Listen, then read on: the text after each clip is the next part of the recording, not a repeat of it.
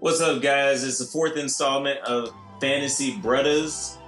It's me, Sterling Phillips, and my partner in crime. Little suspense. What's good? What's what good? what a great first week of NFL football. We had some highs, we had some lows, we had some great games, we had some stinkers. But hey, that's fantasy football and that's NFL football. And hey, it was very entertaining. We are. Right now it's Monday night. We're wrapping up the last game between the Rams and the Raiders. It looks like it's a hell of a game, but it's probably going to come down to the wire in Oakland. But without any further ado, let's get into it. We're going to go over some of our stars of this week, some of our duds, cover some key guys that have been injured, and focus on some waiver wire pickups heading into week 2. So without much further ado, let's get it popping. Let's do it. So Spence, you wanna start it off for us? Yeah, I can start it out. So let's just give a round of applause right now. Ryan Fitzpatrick. Just when they thought you was done, you said I'm not done, and came out and did work on the New Orleans Saints at home. I mean, that shit was impressive. I mean, he was 21 for 28, 417 yards and 4 touchdowns, and he even ran for a touchdown. I mean, fantasy all-star this week. Give it up for Ryan Fitzpatrick. I was impressed. I mean, went toe-to-toe with Drew Brees and came out with the dub. That's impressive. Made Deshaun Jackson and Mike Evans look like the receiving threats that they can be, and I'm sure Dirk Cutter wants them to be. And I mean, can I just say, Jameis, they're probably looking to ship Jameis at this point, right? Yeah, I mean, why deal with that headache anymore? Jameis has talent, has the capability. But, what goes on in between those ears of his is, beyond me. The guy's just, if we could give a donkey of the day, or the donkey of the NFL, Jameis Winston would be first up, straight up. So, hopefully he can get it together, but, remains to be seen. Yeah, I'm not trying to bash on Jameis because I want him to succeed. I thought he would be a good quarterback coming out of Florida State, and he is a good quarterback. I don't know. He's just always in the news doing some dumb shit. I mean, I question his mental state sometimes. It's unbelievable. So it's unbelievable. Anyway, shout out to Fitz. The next guy I want to give a good shout out to is Mr. Aaron Rodgers. I mean, hey, he was doing some goat shit last night. I mean, he's the GOAT. He's the greatest quarterback I've ever seen. I mean, Tom Brady is still Tom Brady's the greatest quarterback, okay? Let me set the record straight. Tom Brady is the greatest quarterback of all time, but Aaron Rodgers is the best and most talented quarterback of all time. The best talent. I'll give him the best talent. Best talent. That's what I mean. Greatness is, there's a whole lot of other factors that come into greatness, but most talented player I've ever seen is Aaron Rodgers. And yeah. I mean, okay, I'll give you that. Okay. But Aaron, he hasn't had a running game since shit. I can't even remember the last time he had a running game. I want to say it was maybe it was like Cedric Benson when he played for the Pack. I mean, if you want to count, yeah, I think for a little bit. I mean, if you want to count James Starks, I think James Starks rushed for close to 1,000 one year, maybe. I don't know. Yeah, but I mean, it's been non-existent. And he's won a Super Bowl in spite of that. Never having an elite defense.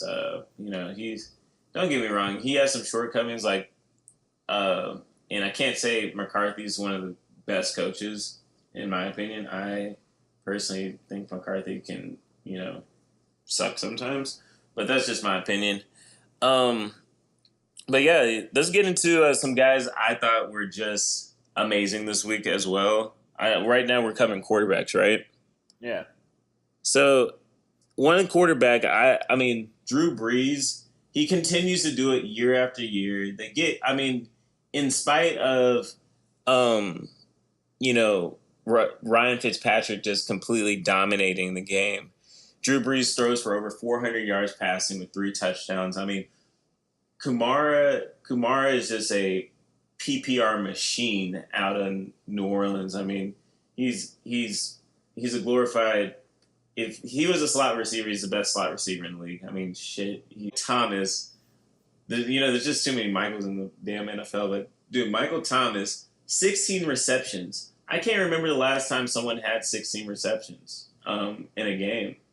Like seriously, just dominant. And we can just say the lack of defense. I mean, people were, I'm trying to think of a great defensive coordinator that's probably, long gone. But there's defensive coordinators rolling over in their graves last night watching those games. I mean, like, secondary is getting burned almost every time. No pressure on the quarterback. I mean, it was pretty much 7-on-7 drills.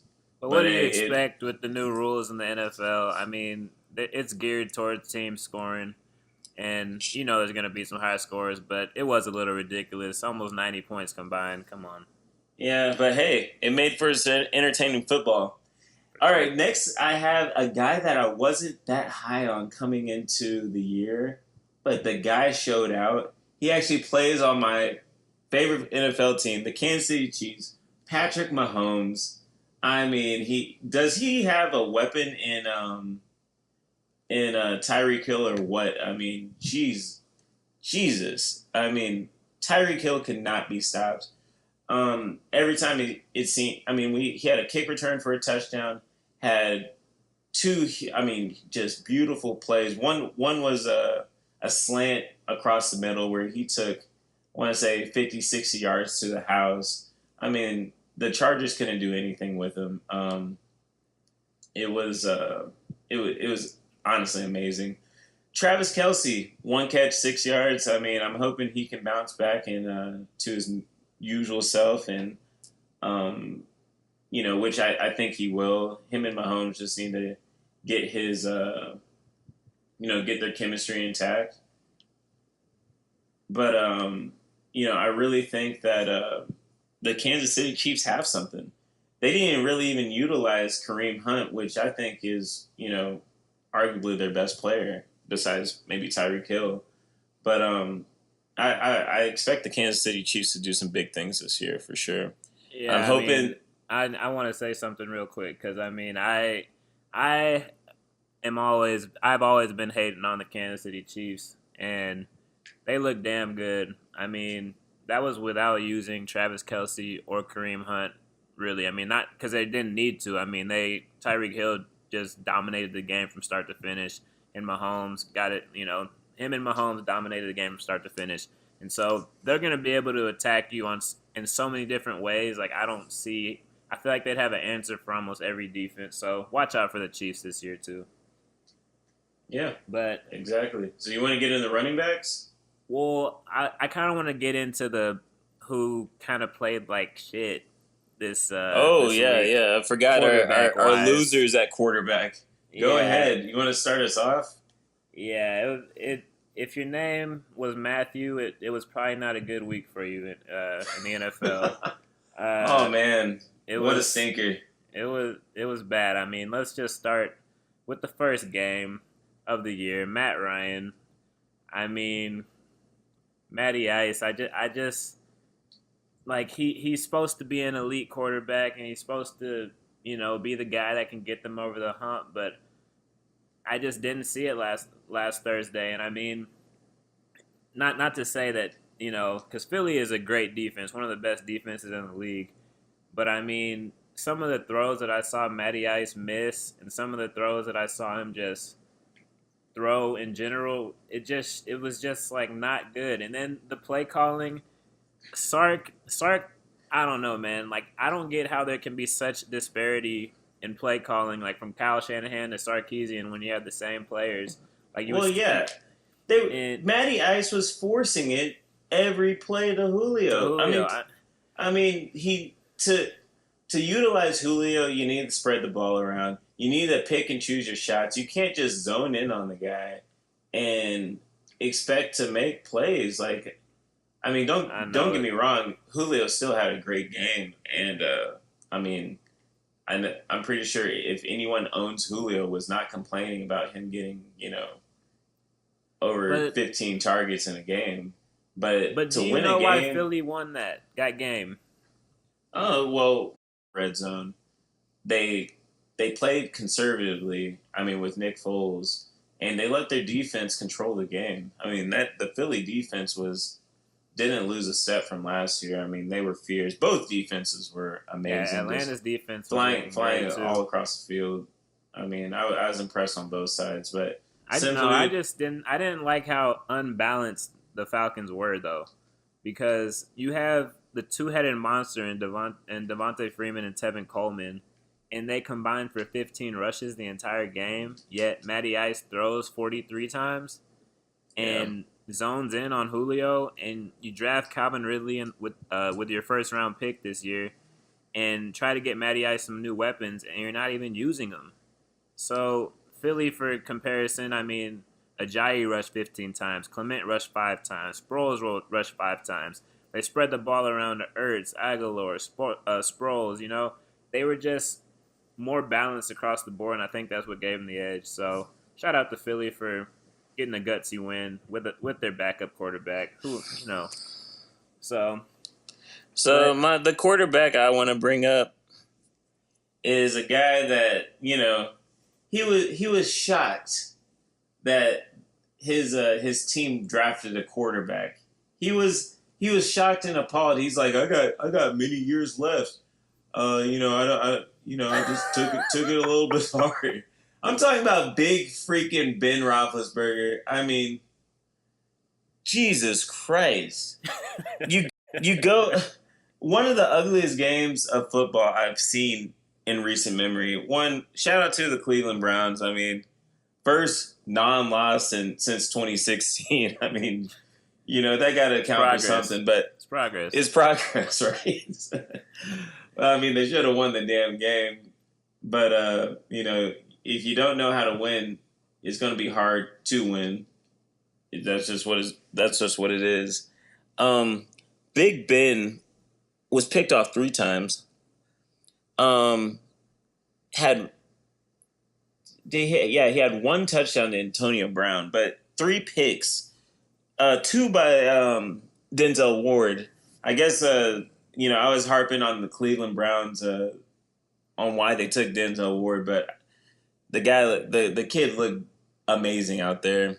But Ben Roethlisberger, we're talking about scoring a mere 9 points, 10 points in fantasy. You have some of the best receiving weapons in the league. You have James Conner. I'm not going to tell you he's a Le'Veon Bell, but shit, he played his role nicely. I mean, good God, he was a top 5 back this week. Mm-hmm. And you can't make the plays against the Cleveland Browns. It just baffles me. Ben Roethlisberger and Eli Manning are almost in the same boat as me. They had wildly successful careers at the beginning half of their career. In the second half of their career, I mean, just leaves you just wanting more, and they just don't have it anymore. And the organizations that they're with feel like they almost owe it to them to keep them. And it's just one of the. I think the Pittsburgh Steelers did a great job drafting Mason Rudolph. The Giants should have took a page out of their book and drafted a quarterback as well. Because I mean, Eli. I mean, if y'all watched the Giants game, Eli and Odell probably should have had 2 touchdowns, but it was a matter of inches between the ball in Odell's hands and that being a converted score. But Ben Roethlisberger, I'm dropping him in the league that I actually own him. He's going to be on waivers. Someone else can deal with him. He's going to have those big games where he has 4 or 5 touchdowns, but then he's going to have 3 or 4 picks in another game. I can't trust it. So he's going on waivers for me, man. Yeah, I mean, the thing about Big Ben is just he doesn't play well on the road. And Not at all. Cleveland does have a great defense, but Big Ben, he's notorious for playing like shit on the road. And obviously there was no difference. But I think you're right. I think Pittsburgh and the Giants feel like they owe Big Ben and Eli because they brought them 2 championships. And it's so funny how like organizations are so quick to live in the past for quarterbacks, but are unwilling to pay running backs. And it's just Yeah, it's like, crazy. you know, I mean, yeah, they're getting extensions, and it's crazy. We keep yeah. going. Anyway, my second quarterback that played like shit is another Matthew, and that's Matthew Stafford. He actually just got done playing on Monday night, and it's not all his fault. The running game never got going, and there were just certain circumstances that he couldn't control. But the things that he could control were the 4 picks that he threw, and his QBR was 10.7. That's atrocious, and I mean, he's got a lot of weapons in Galladay, Tate, and Marvin Jones, and I'm gonna advocate for Kerryon Johnson to get more than 5 carries in the game. I mean, I know it got a little Dude, out he of control. honestly looked good. He looked good. And he looked good receiving the ball. He looked good rushing the ball. And I say you need to go with him as your guy, man. I know he's a rookie. You don't want to bring him on too fast, but let's go, man. Hey, a little off topic, but dude, Kenny Galladay. Kenny Galladay is the truth. And Kenny Galladay's the truth. I mean, and Matt trusts him. Matt does trust him, even though he played like shit. I'm glad I picked up Galladay in a couple of these because he's gonna have big games. Like I'll probably start him next week at my flex or something. But I mean, it's gonna pay dividends. Sam Darnold, I mean, first play of the game threw the pick 6, and I'm just like, oh shit, it's gonna get ugly. Lions got him. Da da da da da. He settled down. The Jets had a 31-point third quarter on the Lions and just ran away with the ball game. And so Sam Darnold actually looked pretty impressive. Isaiah Crowell looked pretty impressive. But Matt Stafford cannot play like that again. I mean, you are the best player on the team. You're the guy that's getting paid $30 million. And I don't know, man. Maybe they're just not meshing with Patricia like they thought they would and shouldn't have got rid of Jim Caldwell so fast. But they need to get it together in Detroit. Yeah, for sure. So the second quarterback I wanted to go to bring up was Dak Prescott. I know you're going to be upset, all those Cowboys fans out there, but hey, me bringing him up and y'all being fans, y'all probably understand why. I mean, Dak putting up a mere 8.7 fantasy points. I mean, a mere 8.7 fantasy points. They were down 16-0 going into the fourth quarter. I mean, Carolina defense was on that ass. Just to say that they were on that ass. I think Jerry and the fine people over in the back office for the Cowboys are realizing to move the ball, you kind of need receivers. And at picking up Allen Hurns is not a starting receiver. Picking up, drafting a rookie to come in there and, makeshift a receiving core. I mean, Cole Beasley is the best receiver for the Cowboys, and that just should tell you a lot right there. Not hating on Cole Beasley, but Cole Beasley is a third option at best. So it was a very ugly game for the Cowboys.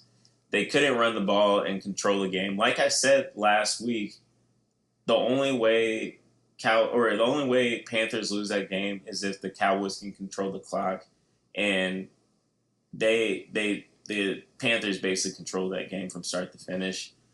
Don't get me wrong. I think the Cowboys had maybe a snowball shot of maybe tying it at the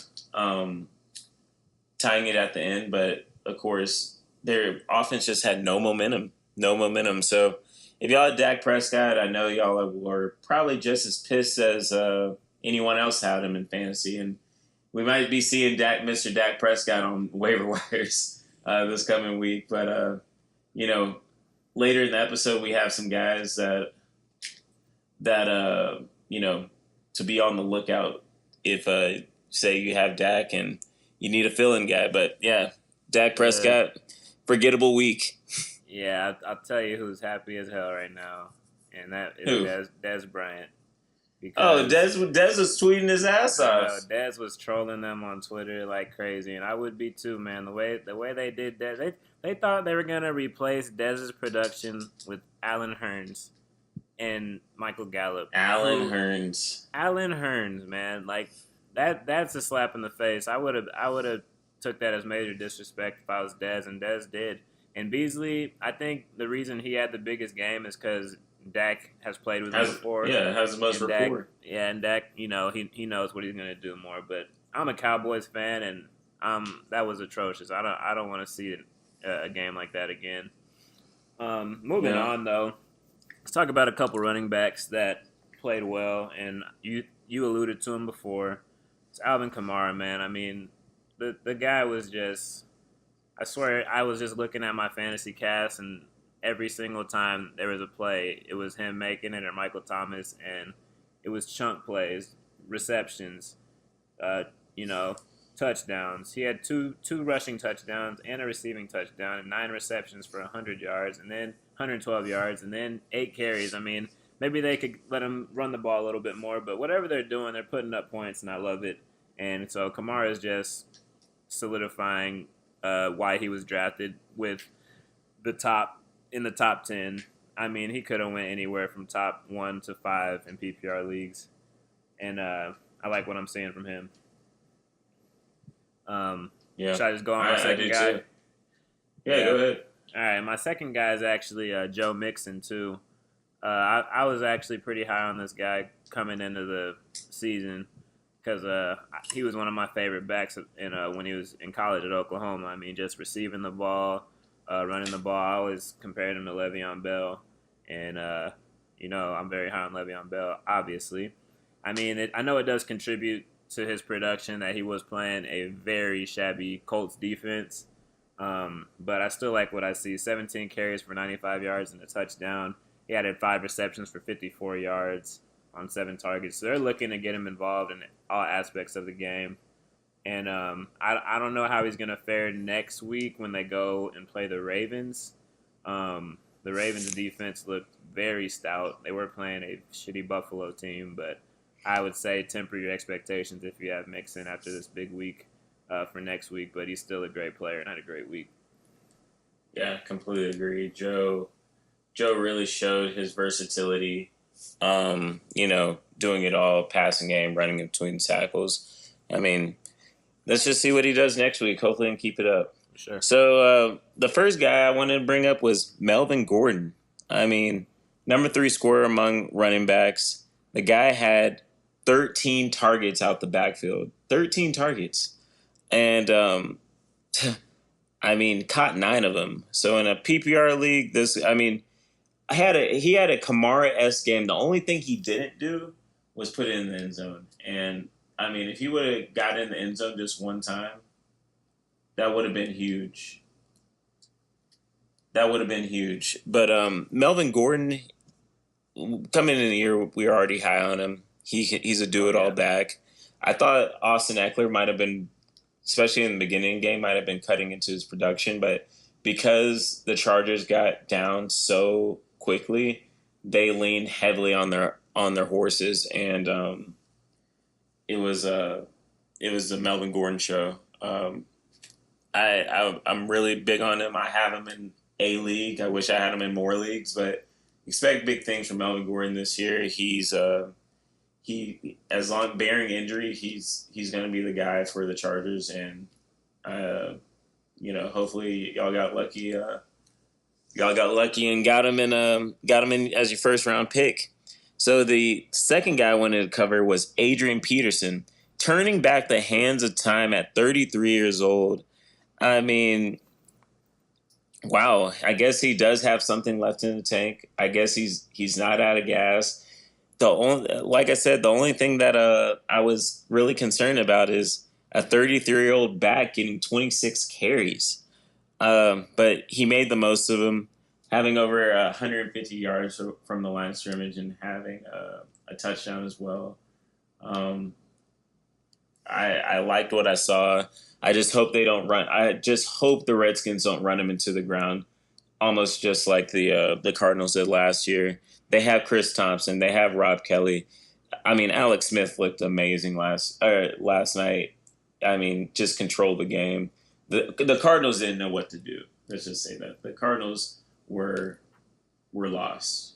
Yeah, that's my one fear though, is that they're gonna run AP into the ground. And I mean, I feel like not that they would care, but they're looking at it like we got a pass catching back in Chris Thompson. We still have Rob Kelly, and we still have Samaje Perine. So maybe we should just give AP 25 carries a game, because AP wants to get the ball 25 times a game anyways. But I can see that backfiring, and so that's just something we'll have to see as the season goes on. Yeah, but I do have to say they are playing the Colts. We just saw what Joe Mixon did to the Colts. AP, I personally think will have a similar-ass game. If you have AP or Chris Thompson, start him. Start him with confidence, especially Chris Thompson. I mean, I'm just bringing him up because we're kind of on the Redskins, but Chris Thompson looked damn good. It looked like that broken leg from last year is not bothering him. He looks explosive. Yeah, I think he only had like 6 carries for 62, 63 yards. I mean, making the most of his opportunities. He's just an electric player. Really, really high on him this year too. For sure. Well, yeah, I'm going to move on to my guys that didn't have such a good week at the running back position. And I got to start with my for sure game of the last podcast. I said for sure the Baltimore Ravens would beat the Bills' ass. And lo and behold, they did. 47-3. And my guy LaShawn McCoy had a tough day. And that's not LaShawn's fault. I mean, he had 7 carries for 22 yards, but when you have Nathan Peterman as your starting quarterback, who had a .7 QBR, mind you, you're going to probably face 12-man boxes. They would probably let Nathan Peterman throw an open pass and just take their chances and just throw 12 guys in the box, not even guard the receivers, and let Nathan Peterman beat them. And, you know, the Baltimore Ravens just utterly dominated them. And so I don't see things getting easier for LaShawn McCoy unless Josh Allen takes that step and can start distributing the ball a little bit. He did better than Peterman, but I see a tough year for LaShawn McCoy coming. Oh, yeah. Unless they figure it out at quarterback, I mean, they're going to stack the box up. You have playmakers. I mean, there was a Zay Jones sighting on Sunday. I know. I can't say there was a Zay Jones sighting on Sunday. He had 3 catches for, I think, 38 yards. I was actually surprised. They need to use their weapons. They got Calvin Benjamin. I mean, they got weapons. Queen Latifah himself. I mean, he got 7 targets and only converted 1 for 10 yards. But I mean, they got a couple weapons. They got a good running back. They got 2 good receivers. And I did like to see Zay getting a little loose, even if it was kind of in garbage time. But I like to see that. My second guy that didn't have the best week, and it's not due to how he played, it's just due to he kind of got an unfortunate injury, and that's Leonard Fournette. He had 9 carries for 41 yards and, was looking good, and just came up hobbled on a run and had to be taken to the locker room. And TJ Yeldon got the benefit of those extra opportunities. But I just hope that Leonard Fournette, this isn't a lingering thing, and that he can get back on the field, because you know how special that guy can be. I know people drafted him in like the 2nd round of their drafts, and I know that's never a good first week injury. But just monitor that situation, see, try to make sure it's not a lingering thing. Yeah, definitely. Wow. Just on a note, Jared Cook, 7 receptions, 145 yards. Jesus, he's having himself a game. Yeah, he's cooking. He's cooking. A guy that I was just it was shocking how bad this guy is, but I called this early this summer. Spence is my witness. Derrick Henry, the big plotter himself, could not find any running room. I mean, the Miami Dolphins, I mean, I can't even name you a guy on their defensive line. Just stuffed them time after time. It honestly is looking like Deion Lewis's backfield. That second half, I don't even know how many touches Derrick Henry had in the second half, but it wasn't very many. And that's because Deion Lewis took the job and ran with it. Deion, man, you saw what he did the last 4 weeks with the Pats. He's the best back in that backfield. Give that man more opportunities.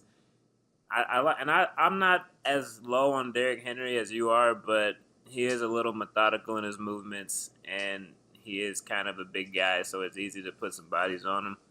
And Deion Lewis has the pass-catching ability. He can run through the tackles, and he's the best back. Let him get the opportunities. Let him get the opportunities. I mean, it just wasn't pretty. The game was actually the longest recorded game in NFL history, so I actually feel for the fans, but Deion Lewis, he stayed warm and, made a pretty nice day. You got one more guy, or is that your second? Another guy would probably say is Phillip Lindsey. I know we're talking about this guy as a one of our hot waiver wire pickups, but Phillip Lindsey looked damn good, and he came out of nowhere. I mean, I don't think anyone was talking about this guy. The idea was actually, Devin Booker was going to be the third down back, and Phillip Lindsey comes out of nowhere, has 15 carries for 71 yards, and had two catches for 31. Did you just call that fool Devin Booker? Did I say Devin Booker? Yeah, I thought I said Devontae. No, you said Devin, but I can't wait for basketball season. Oh my gosh! Anyways, go ahead. It's late. It's late, man.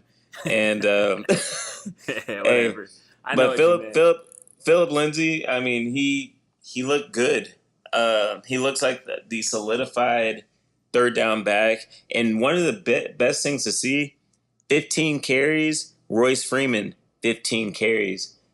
I mean, that's we coming into the season, we thought that was Royce Freeman's backfield to own, and it looks like it's a straight up Thunder and Lightning committee. And in PPR leagues, I like Phillip. I personally like Phillip. So congrats to him. He showed he belongs in this league. We're talking about an undrafted rookie guy who's coming in and making a name for himself. And from what I saw, I think, until teams figure it out, it's going to be more of the same next week. So without further ado, let's get into our waiver wire pickups. Let's do it. Oh, no. You know what? I'm skipping a step. We need to talk about wide receivers, man. Yeah, I was like, you want to start? Skip them, go ahead. But no, I'll start it off. Obviously, the good guy, I mean, we already covered him. Tyreek Hill just had his handprints all over the game. I mean, they call him Cheetah for a reason. The guy literally looked 3 steps faster than anybody else on the field every play. And, I mean, the guy is showing, I mean, he has a case for one of the best receivers in the league after games like that. And then he has the punt return, a kick return touchdown. So he's just the most versatile player in the league, can be used in a lot of different ways, running the ball, catching the ball on screens, going deep. And that just meshes so well with Patrick Mahomes' gunslinger attitude and his freaking cannon of an arm. So Tyreek Hill, look for him to do big things this year. And then my second guy that, not necessarily forgotten, but you kind of forgot how good this guy actually was and is still, and that's Emmanuel Sanders. He had he played really well. He killed him. Had 10 receptions on 11 targets for 135 yards and a touchdown, and it's literally just having a competent quarterback. Can we go on record and say the whole? We just love the whole Denver offense. I mean, Yes, they look damn good, they and look it's not a damn fluke. good. And the only knock on Keenum was his 3 picks, but that was a gutsy performance, man.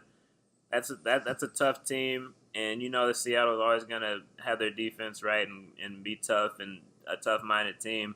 And he was fighting back from those interceptions and threw three nice touchdowns. And I liked Emmanuel Sanders, man.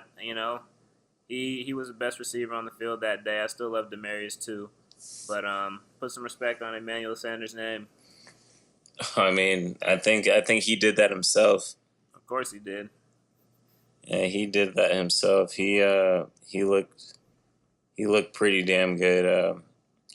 You want to go into your second guy? That was my second guy. First guy was Hill, Tyreek. Oh yeah. So, even though this guy was getting force fed, I gotta put. I mean, it's almost one of the most obvious picks, but Julio Jones. We got to talk about him. The guy probably should have had 250 yards receiving and a touchdown if Matty Ice could just throw the ball worth a damn. But Julio Jones is worth every freaking cent that they paid the man, and he's probably in line to be the richest receiver in the league by beginning of next year. He's going to get a new contract. The guy just looked amazing. I would hate to say a midseason for him first game because I actually think he can get better. He did leave some plays on the field, but I won't say it's because of him. I would just say Matty Ice we already talked about this guy.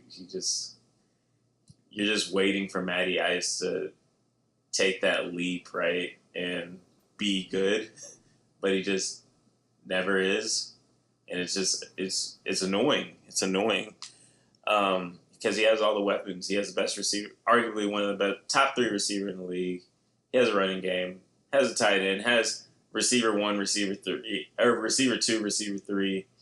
There's no reason why Matty Ice shouldn't be one of the top quarterbacks in the league, and he's not. So, he's paid like one, right? Which is unbelievable. He shouldn't be, but it's just, the NFL pays quarterbacks. The NFL doesn't we start pay. saying that quarterbacks are overpaid? Like, I mean, Jesus Christ! Like, It's hard to say a quarterback's overpaid, though. It is. It's hard to say quarterbacks. It's like the people that like Aaron Rodgers and Tom Brady's and people like that is justified. But I'm just like, you're paying Matty Ice $30 million or whatever it is a year for performances like that, and that's not even an isolated thing. Like, I mean, he had the year with Shanahan that was amazing, but dude, I'm sorry, if Le'Veon Bell can't get $17 million, I don't want to see a quarterback getting 30 that's playing average like that, below average. Anyway, yeah. I mean, dude, I think quarterbacks are they're validated in their pay, but I also think that other players are just as validated, but don't get the compensation. I mean, have you ever heard of a quarterback holding out? no, it's non-existent because they don't have to worry about their money. They're getting paid, and if they're not getting paid, they know exactly why they're not getting paid. It's because they suck. I mean, it's just what it is. And even how does Brock Osweiler get paid what he got paid? 4 years, $72 million. It's because he's a quarterback, and he's trash. Well, dude, the Texans thought that he could have success just like he had success with Broncos. Because Mike Glennon got paid.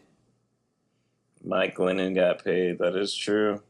Like, but dude, the quarterback's the most important position on the team. It is. It is. All right. Anyways, so it's hard to say that they're not valid. They're validating the pay. I'm just saying other players are validated as well. Yeah. Well, who's your second guy? So my second guy, is Michael Thomas, I hope whoever had him this week in a PPR league. I think he was the number 1 receiver this week. has 16 receptions, over 180 yards and a touchdown. If you had any fantasy guys playing in that game with the Saints and the Bucks, you probably won your fantasy week. Just if you didn't, I mean, that just goes to show you probably don't know what you're doing. So a guy that I was super high on is Michael Thomas. Michael Thomas had a hell of a game. He 16 receptions, over 180 yards and a touchdown. Drew Brees was looking for basically him and Kamara only throughout the game. If you had anybody in this game, you more than likely won your week. I know he scored over 40 points in one of my leagues. We actually do point per reception, so I mean 16 receptions. I mean, damn near equates for 3 touchdowns in that league. So I mean, he was a fantasy monster. I think Michael Thomas is in line for a great year. As long as Drew Brees is throwing the ball like he is, he's one of the most accurate quarterbacks in the league. I do think the Saints are missing Mark Ingram. I think it was pretty apparent. They didn't run the ball that well, and because they got down so early, they probably they went away from the run early. But Mark Ingram is a critical piece that they're missing, and I think once he comes back, they'll be a lot more balanced. But if you have Michael Thomas, and I think who are the Saints playing next week? I think they is it a divisional game? They play Cleveland. Cleveland in the Dome. So look for them to bounce back in a big way. Basically, I don't see the Cleveland Browns. I know the Cleveland Browns have some type of momentum with their glorified W as a tie because they didn't lose, but I think they're about to get stomped in New Orleans next week against with the Saints. I don't if you have think any, so. I don't think they're gonna get. You stomped. don't think so? I think that they will lose, but I think that they'll actually put up a better performance than people might give them credit for. You think so? I really do. I mean, they look pretty bad on offense. I can't lie. They look pretty bad. The defense looked good. But they couldn't get anything going on offense. The weather conditions weren't ideal, and they're going to be playing in a dome. I think that they'll have a better offensive showing, but I can't sit up here and say that I was impressed with their offensive showing this past week. But I think they'll give the Saints a better game than people give them credit for.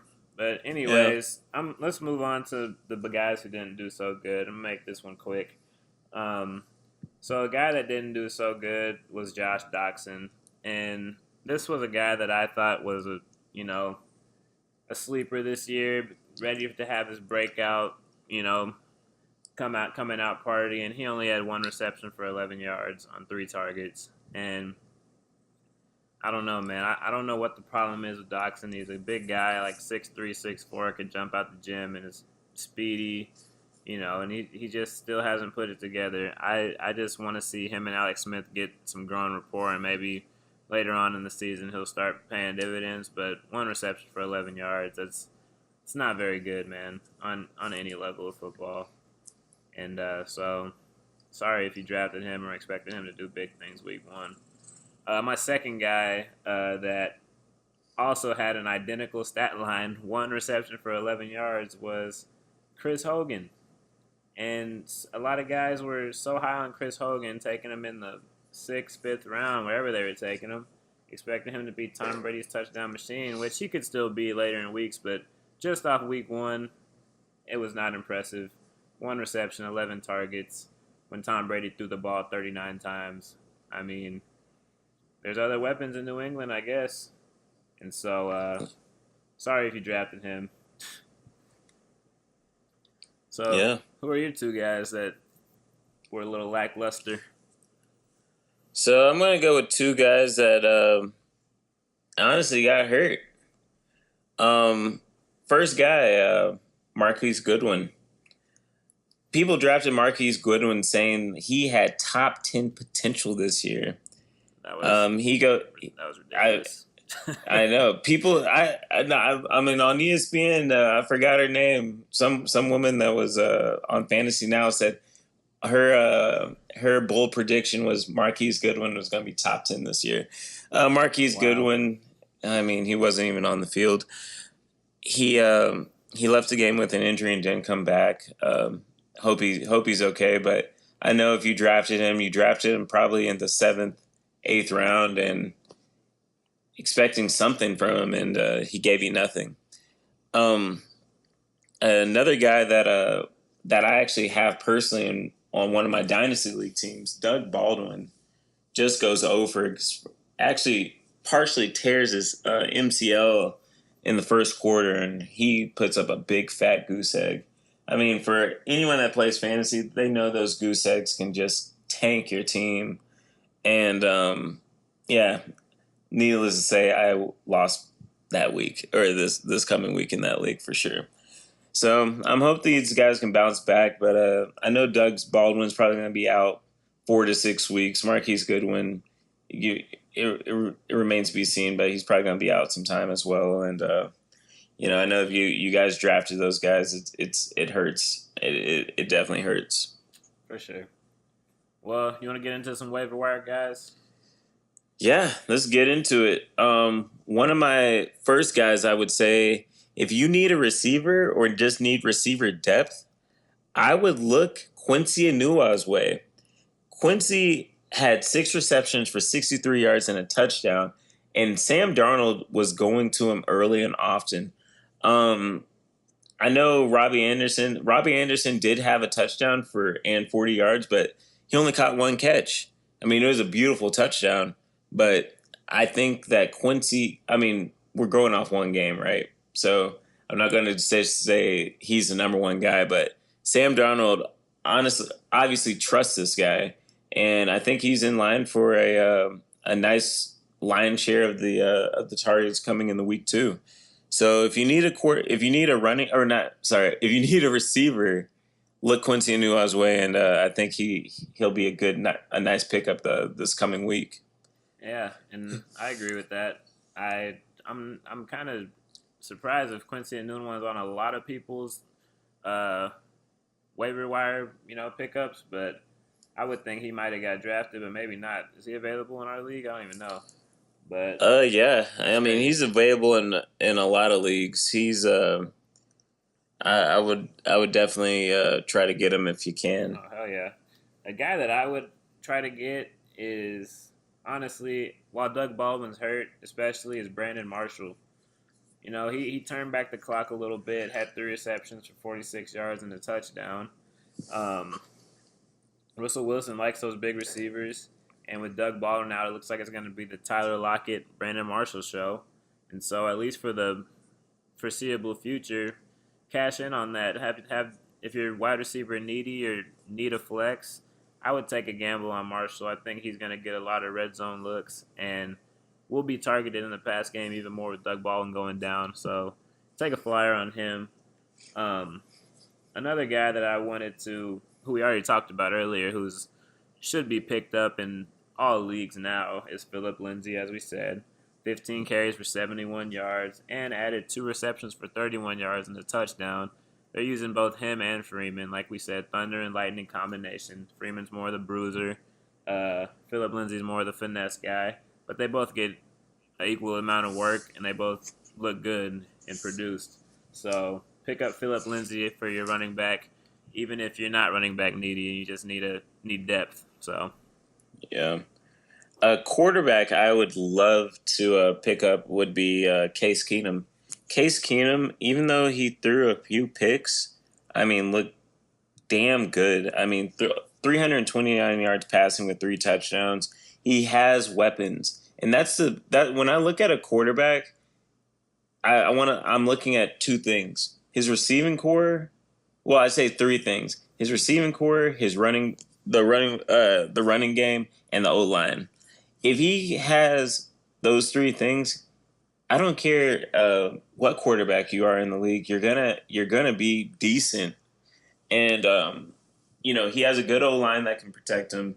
He has great receivers in Demaryius Thomas, Emmanuel Sanders, Cortland Sutton. I don't think did Carlos Henderson actually play But I mean, that's another guy that's pretty good. He just he's been hurt the last year and going into this year. He's been struggling from injury. But and then they have a consistent running game. He has all the intangibles that's going to help him be a great consistent quarterback. I see he has top 10 potential in my opinion, and I want to say he's on most people's um, waiver wires.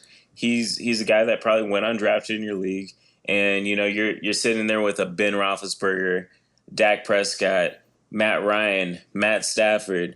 You're sitting here, and these are the guys you trust every week to put in your starting lineup. Take a chance on Case Keenum. I promise you won't be disappointed. I'm not going to sit here and say he has a cupcake schedule, but he plays Oakland. It's going to be a pretty. It plays Oakland at home. I think he torches Oakland. Baltimore is going to be tough. KC, I think he can torch KC in a shootout. I'm not going to say they can beat my team, but I do think it would be a shootout against Kansas City. And these are just some games coming up. So I personally think if you need a quarterback, go ahead and pick up Case Keenum. For sure. I like those pickups. Anyways, about to wrap up our show. We're going to get into my favorite segment. And this is where we pick 3 games from the week that we think are sure thing. 2 of them are sure things, and 1 is the kind of up in the air iffy game. And we're keeping track of these picks. Sterling last week picked Carolina at -2.5, the Giants at +4, and the Cardinals at -1. The Giants ended up losing by 5 points, so he lost that one, and the Cardinals got smoked. So he is 1-2. Last week I picked the Ravens at -3.5, the Vikings at -4.5, and Tennessee at -2.5. The Ravens and the Vikings won, but Tennessee lost to Miami, so I'm at 2-1. So if we get into that, I can give y'all my picks right now if you're ready, Sterling. Let's do it. Let's do it. All right, so my first game is the Chargers versus the Bills. Sure thing.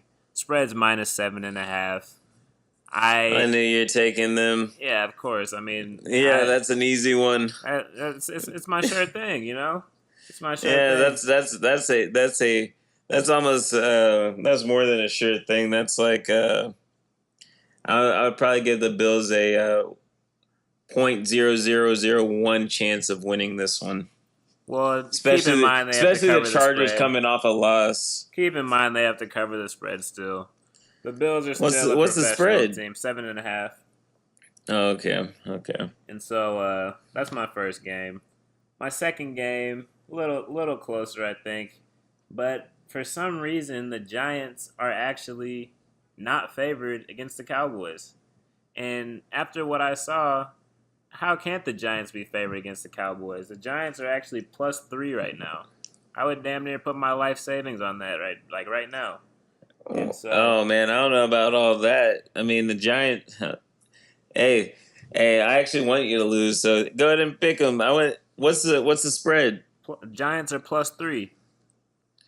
+3? Yeah. And so I'm going with the Giants there. You can say what you want, but I'm going with the G-men on that game. And then obviously I got my ass whooped last week, so you might know something. Yeah, and then my maybe game that, could be up in the air is actually the Panthers versus the Falcons. And that's a divisional game. I am going with the Panthers. They are +5 in that game. And although the Falcons are coming off a loss, I always see these divisional games, they're played tough. And they're usually decided at the last second or by a field goal or a last-minute play. So I see something like that happening again, and the Panthers either win or I don't think they lose by more than 5. So those are my 3 picks. Who are yours, Sterling? So I actually have the Los Angeles Rams versus the Cardinals. Rams are taking on the Cardinals at home. I'm looking on ESPN, and right now the spread is -1. Is that true? LA Rams versus Cardinals?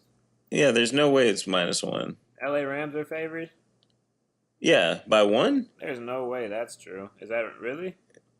I mean, that's what it is on ESPN. Okay, well, for now, we'll take it. I'll look it up. Yeah, I honestly don't think that's right. But hey, like I said, my for sure game of the week. All right. I mean, Jesus, I'm taking that all day if I can get out my life savings. So I'm taking the Rams against the Cardinals. Cardinals coming out of Sam Bradford looked terrible. David Johnson was getting bottled. The Rams just finished up a shellacking of the Oakland Raiders and at home too, and beat the Raiders by 20.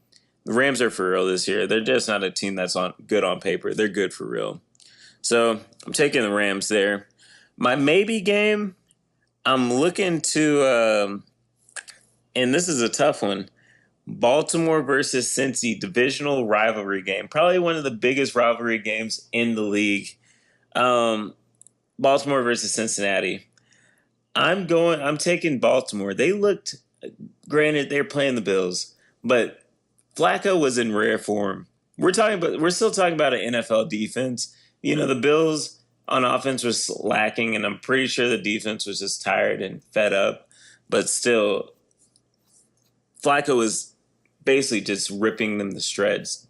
Three players had touchdowns. I want to say at least 6 or 7 players had more than 3 receptions for the game. He was spreading it out. Very even game, and I was personally just impressed. So I'm taking the Baltimore Ravens over the Bengals Thursday night. And my last game, my iffy game, this one's a tough one, but it's the Green Bay Packers versus the Minnesota Vikings, and I'm going Vikings. The Vikings are. They look good. Kirk Cousins was slinging that bitch around, getting everybody involved. I not sold on the Packers. They needed some late game heroics by Aaron Rodgers, and I mean Kyle Fuller literally had the game in hand and just dropped the interception. I mean, the Packers should have lost the game. Somehow, by the grace of God, Aaron Rodgers finds a way to win. Even when he makes mistakes, he finds a way to win. Even when he gets hurt, he finds a way to win. And that's what people love about Aaron Rodgers, and they call him the GOAT. I mean, he's just, you know, when we watch sports, we wait for those magical moments to happen. And, you know, Aaron Rodgers is, he comes through more times than not. But against the Vikings, even at home, I think Pack is going to have a tough time against that stout defense. And, the Vikings have a explosive offense this year. They have weapons all across the field, and Kirk is he's every bit as advertised. We see why he paid him. We see why we paid him all that money. So those are my picks. So I'm taking the Rams, the Ravens, and the Vikings. For Hopefully sure. I can go 3-0. Well, I'll double check on all those spreads. I know the Ravens. Yeah, I was -1. actually looking at ESPN, and they have all these spreads as -1. So we have to get the official spread, but Well, they have some. What I'm looking at is Bovada, and they have a few games listed, but like the Rams are not listed, and the Vikings are not listed with the spread yet. So it probably will be out tomorrow. But the Ravens are -1. My picks: the Chargers are -7.5. The Giants are +3, and the Panthers are +5. And so, yeah, let's see what happens. I'll update the spreads when we learn, and we'll see who gets this $100 at the end of the year, and one step closer to that. sounds good, man. Can't wait. Awesome. Can't wait. I'm playing catch up. For sure. Well, hey, we appreciate you guys listening to Fantasy Bruddas. Be sure to follow our Instagram page at Fantasy Bruddas and comment anything that you like, and we appreciate you guys listening. All right, guys. Take care. Be back next week. Good luck.